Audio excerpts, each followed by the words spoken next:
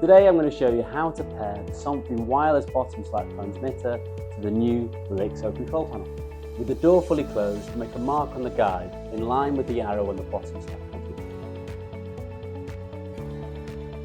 Remove the screw from the bottom of the Rollixo and take the front cover off.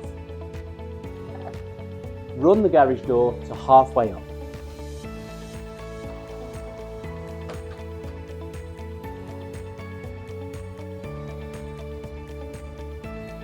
Press and hold the program button until the light illuminates. Press and hold the program button on the bottom slat transmitter for 4 seconds. The courtesy light will flash 5 times on the Rollixo panel to indicate that it is paired. Fit the magnet in the position you marked in. Then bring the door down to the fully closed position.